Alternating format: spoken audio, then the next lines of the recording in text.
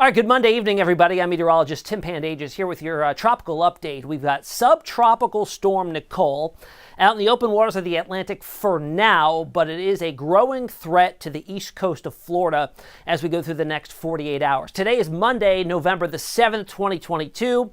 We still have 22 days left in hurricane season, goes all the way up through November 30th. Speaking of November storms, typically only about 5% of all named storms occur in the month of November. Out of the 6-month season, November's the quietest, but here's a look back at hurricane history. All the way since 1850, all the way back for how far our records go. 25 hurricanes in all. There's been 9 tropical storms, and when speaking of Florida in particular, there's only been a handful of landfalls in the month of November, and I think only one has actually been a hurricane. So that's what Nicole is forecast to become, a Category 1 hurricane on its approach to the east coast of Florida late Wednesday night into Thursday. And Nicole's not alone in the basin. It's active out there, especially for November standards. We've got another area of interest here. This is Invest 97L. That's got a moderate chance at developing and becoming another named storm. The next name on the list behind Nicole, by the way, is Owen. With the naming of Nicole, we are now 14 named storms into the season, which is the 30-year average for tropical activity in the Atlantic basin. Around 14 named storms, 7 hurricanes is an average season. We add Owen to that, then we climb into the territory of being above average. Now we're a 60% chance within 5 days of Owen developing out of that area of interest out in the open Atlantic. All right, let's address this first of all. It's subtropical storm Nicole. So what exactly is a subtropical storm? Well, it's part tropical and part extratropical. And there are a few things that set this apart. The strongest winds are far from the center. That's different from a tropical storm. The closer you get to the center, the stronger the winds.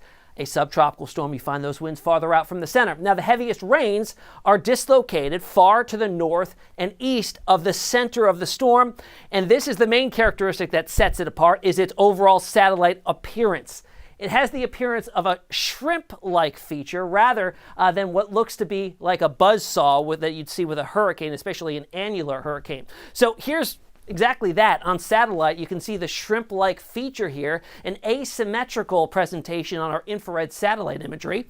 You can see the center of it with all the convection located to the east and northeast, heaviest of the rains dislocated northeast, as well as the winds located far from the center. A subtropical storm Nicole out there right now. Here's the specifics on it.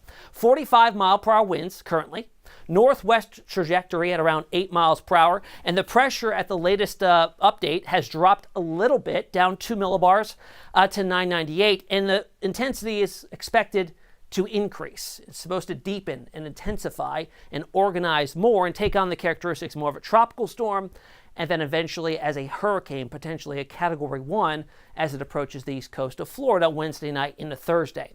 Now we switch it up on the imagery and show you water vapor. This depicts the warm, humid, moist air in the mid-levels and the dry air in the mid-levels. The asymmetrical presentation is pretty obvious here too. All the dry air here on the western side from the storm center, all the moisture, the convection, the rain, the wind, mostly located to the east and northeast of that center there. Now, this dry air is going to be an inhibiting factor for it to develop in the short term, I think, but it should win out here. It's got overall pretty good presentation and pretty good atmospheric conditions to intensify, albeit maybe modestly over the next 12 hours or so until it really starts to get going.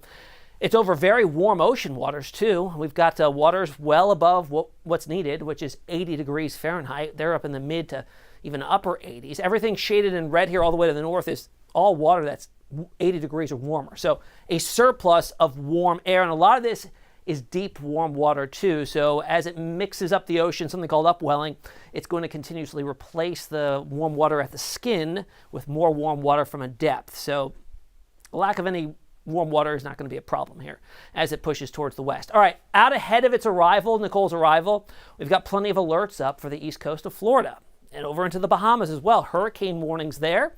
We've got hurricane watches through the central coast here, Treasure Coast, and up to the north, tropical storm watches, and to the south as well. These will likely be upgraded to warnings as we get closer to the storm's arrival. Overall, the orientation of this storm and its forecasted projection west is unique because typically we don't see that type of movement. Usually it would escape north and maybe even out to the northeast, out to sea.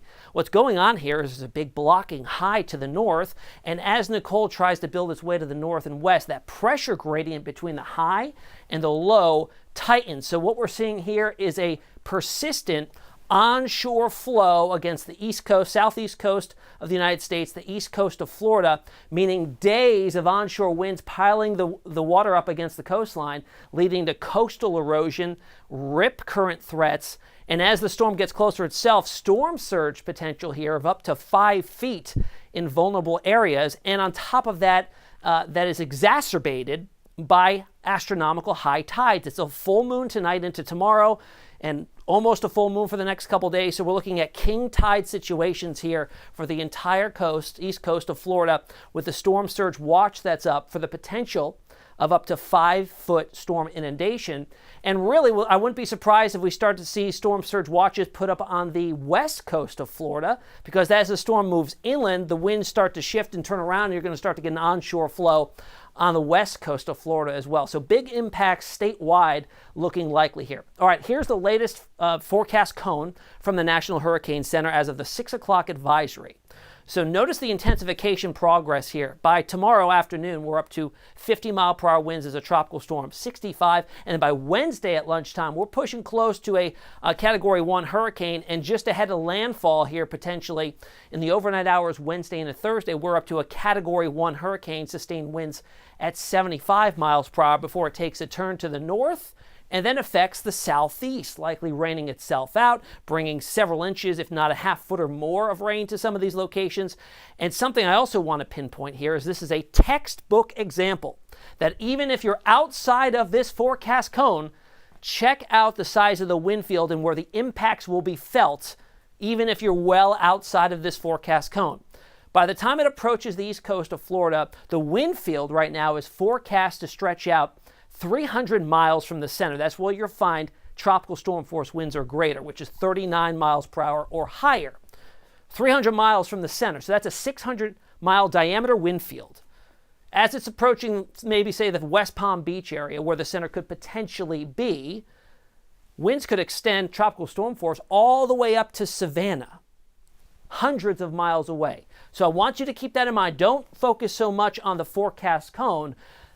The scope of the impacts will be enormous. Really, the entire east coast of Florida going to see problems all the way up into Georgia and South Carolina. So here's the longer range going out a little bit farther in time with our computer models. This is the spaghetti plots.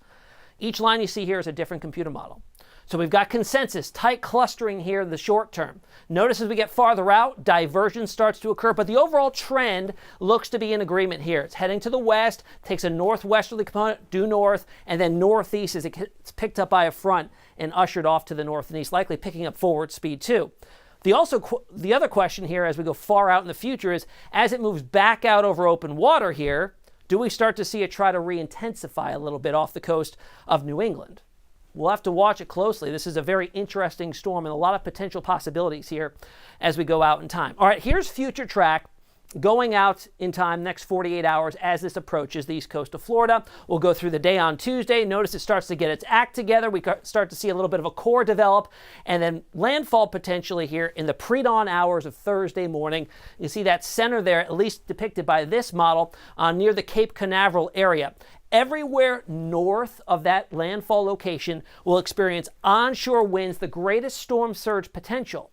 Anywhere located south of the landfall location will have winds offshore. So winds coming over land and storm surge will not be a big problem.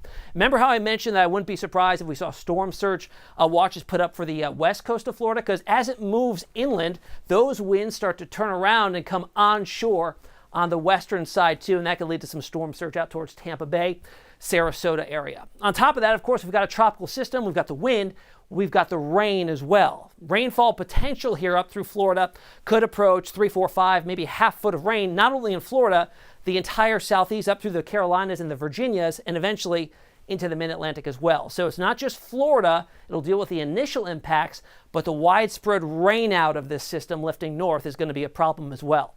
So my final thoughts here as we leave you tonight on this Monday. Nicole may not look threatening, but will likely be very impactful to Florida. I mentioned those onshore winds being persistent. That could likely lead to coastal erosion being severe in vulnerable locations. And impacts will be felt well outside of the forecast cone. Remember I talked about that? Don't focus on that forecast cone. The impacts will stretch way outside of it. That's the latest for now on Nicole, and we'll also watch that other area of interest in the Atlantic. Until next time, you can find me on all the social media platforms. I'm on Twitter, Instagram, Facebook, and also on TikTok. We'll see you again tomorrow.